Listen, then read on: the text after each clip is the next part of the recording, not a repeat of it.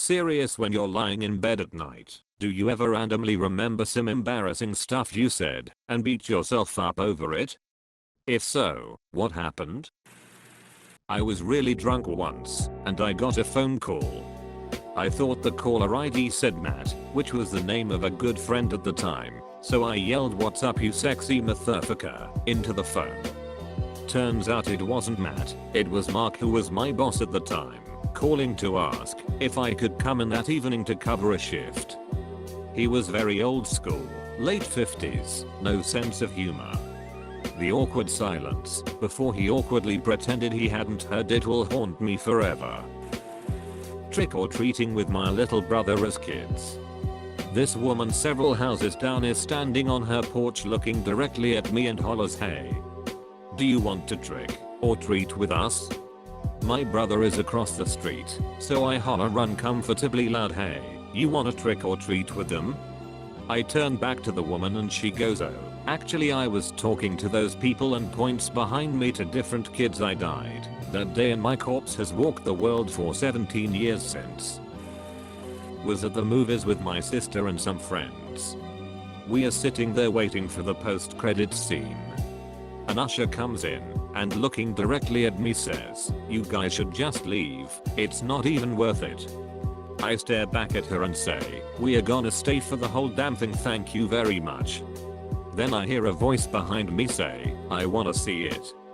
I realize it's not an usher at all, just some girl talking to her friends who were sitting directly behind us.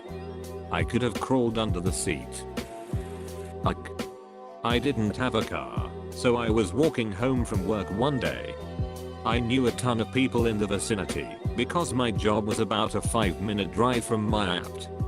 Long line of cars, and someone leans out the window, waves, and motions me to come forward. Thinking it was one of my friends from work, I started running toward the car. I got halfway across 4 lanes before she yelled out the window, "Not you." She was motioning to a homeless chick and trying to give her some cash. And that long ass line had to watch me sadly walk back across the road and to the connecting street. Felt great. There was one morning at my previous job where I worked as a drafting assistant, basically just a highly technical administrative assistant who also performed technical writing, that I did something ungodly embarrassing. I was walking around one of the mechanical shops, checking up on a project, taking notes, pictures, marking stuff off, my usual routine. Well, as I come around the corner of the vehicle, there are 2 mechanical engineers working on the door. I can't recall exactly what I was checking at that moment, but in my attempt to get a good look, one of the engineers reached out his fist to give me a friendly morning fist bump. Now, I'd love to be able to say that I was tired that morning, or that I was simply too preoccupied with what I was doing. But that would be a lie.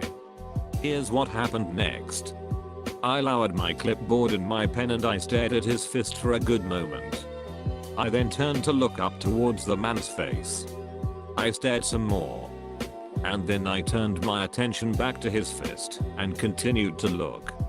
The man was still holding his fist out waiting for me.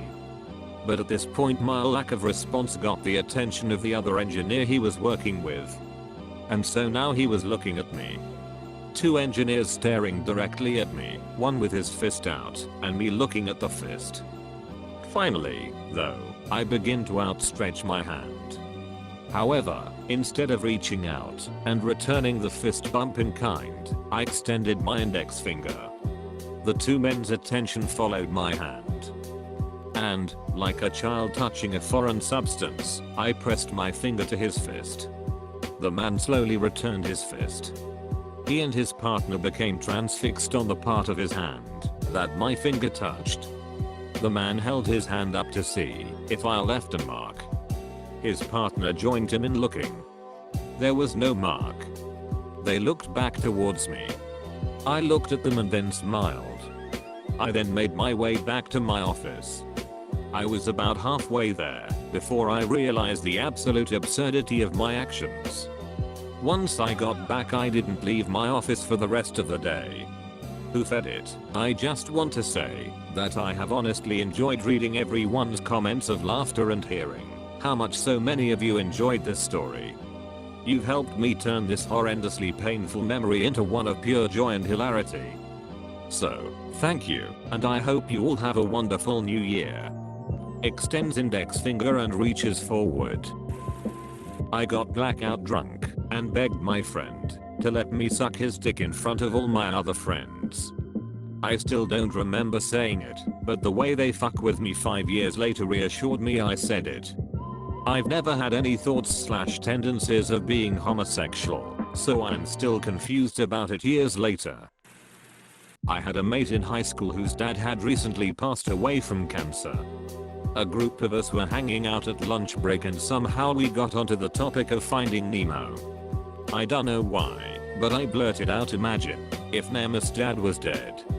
The room just went silent, and then I made it worse by immediately going sorry. Possibly the cringiest moment of my life. I still have no idea why I said it. During high school, I had a class with a girl, Sarah. She told me her dad had died. I asked how, WTF, and she told me he fell off a cliff on a camping trip and died of hypothermia. My reaction was to tell her how painless hypothermia and tell her a story about putting a dying bird in the freezer. What? More than a decade later we are still friends, and she still makes fun of me for this. Edit. Dying bird, not dead bird. I'd totally forgotten about it, but I had a friend in high school whose mom had unexpectedly passed away one night. Anyway, we partnered up for some class activity, and at some point he asked something like, "What do we do now?" Like a typical stupid teenager, without thinking, I just replied, "Your mom." Apologized profusely. After the 2 seconds of silence it took me to realize what I just said. But Jesus man, I still kick myself over that one about a decade later. In high school a girl's mom died. No one told me, and she said something rude to me, to which I responded, "Didn't your mother ever teach you manners?" She burst into tears and left the room. She accepted my apology later after a mate told me why she was upset, but still didn't stop me from feeling like a dick for ages afterwards. When I was 11 I did a shit at school, and it clogged the toilet. Someone thought it was bark from the playground and told the teacher. After lunchtime the teacher set up a meeting with the classes they were allowed to use the toilet, and told us that whoever put the bark in the toilet had to own up, or our camp would be cancelled. I was way too embarrassed to confess in front of the class, and I felt horrible. I think one guy ended up confessing to get the class out of trouble. Actual legend. I decided I would tell the teacher after school, but then the cleaner came in and whispered something to the teacher in charge, and the teacher told the class it was a big understanding. I wanted to die. I think I'm over it now, but that haunted me for a long time. I had to help a few teachers for a day at school. I was asked to grab an Animal Farm book from a classroom. I got to the classroom, asked for Anna Farm book at least 5 times, then realizing 30 minutes later that I completely misread the call. I married into an Italian and Greek family. Very affectionate, does a cheek kiss thing upon greeting and departing. The whole caboodle. I came from a no-touch home. We didn't kiss, hug, shoulder pat or touch each other in any way, shape or form, so it took me a good amount of time to get used to this type of behavior.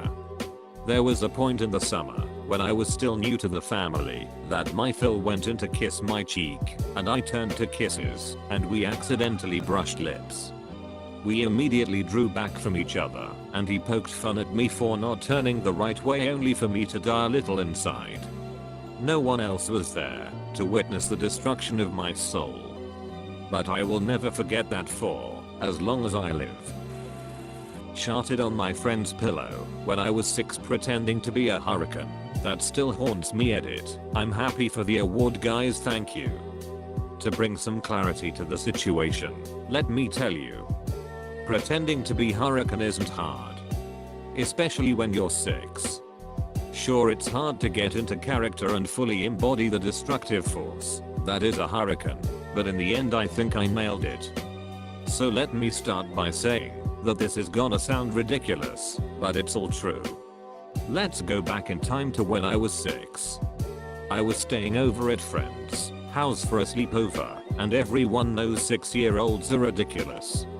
Upon waking up we are playing with toys and stuff, and someone had a Nerf gun and tried to shoot another kid, but he said, "You can't hit me, I'm a tornado."